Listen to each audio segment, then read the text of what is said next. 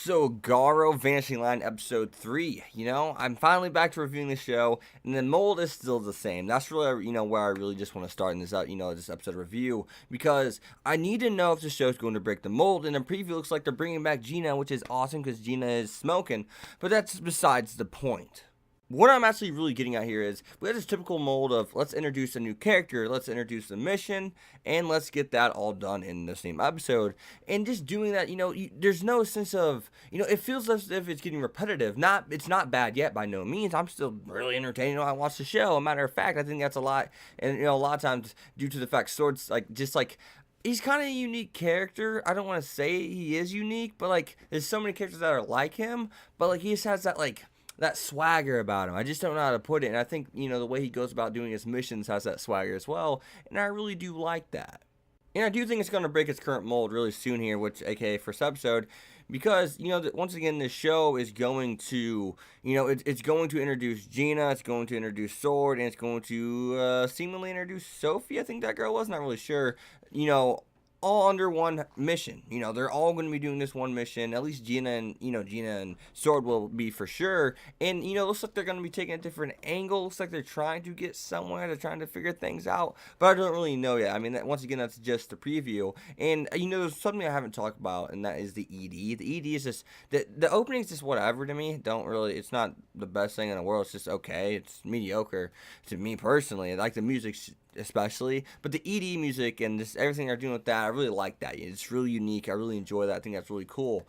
But with this episode, I gotta say the music during the fight, once again, good music. But the music afterwards, whenever Sophie and Sword are having that conversation about her brother, is really interesting to me because I need to know more about Martin. I need to know what was he into before any horrors got involved per se.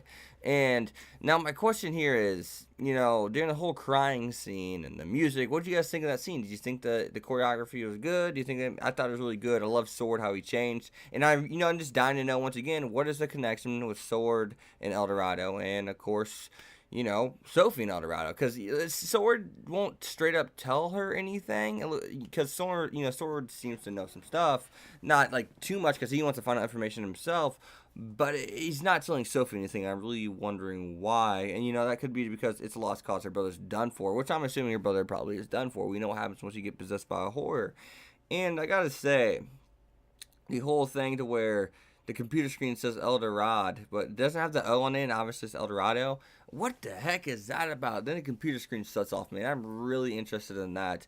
But other than that, the whole, was it Riley's sister? So we find out that he abused her, and probably the despair, the punishment just drove her crazy and let a horror, possess her. And whenever she's eating, his face, and we see that he's actually, his skeleton's down in the basement, that was messed up. I was kind of whoa, what's going on here? But I mean, once again, we didn't see any art and animation drop. It shows doing what it does, saves the action for the end. But I really wanted to see some more animation, some more dragged out fights, like the first episode. I think that really did good on the fight. There's a lot of animation going on. The fight lasts a little while, and I was hyped. But bro, every time there's a fight, I get really hyped. The fights are good in the show. I'm never gonna argue or debate that with anyone because they are. I mean, they're fun. I'm not saying they're the best thing ever, but they're fun. They're good. I mean, so they're just a little too short sometimes, I think.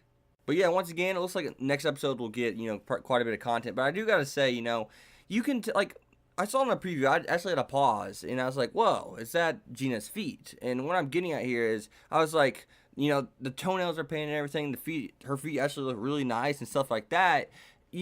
Things like that go to show, how far a studio will go the extra miles. Even Seikano, even though Seikano's, doing a fan service, I think, foot fetish way, per se.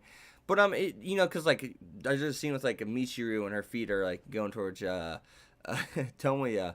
And they're freaking nice as hell. They look amazing, and just the art and the toenails and stuff like that. Things like that will really show how far a studio will go to make their stuff look good. And I think that speaks volumes. I really do. It sounds weird, but you guys probably understand. There's so many shows where toenails are slanted, crooked, and the feet don't even have toenails at times. I just want to throw it out there. I know Toka's feet in Tokyo Ghoul, for example, they looked really nice. The art was beautiful on them and stuff so on and so forth and stuff like that. I just want to throw it out there. Some people may be like, oh, I mean, that's kind of where you think of that and pay attention to that, Hex. But as a reviewer, I just kind of there's so many things like I nitpick a little bit, but I don't really nitpick. I'm really lax about things. But whenever people just do go the extra mile, even with the hands, is there a wrinkle in the hands? Is the finger, like how the fingernails look, stuff like that. Things like that really do add up, and I just know that's something I noticed.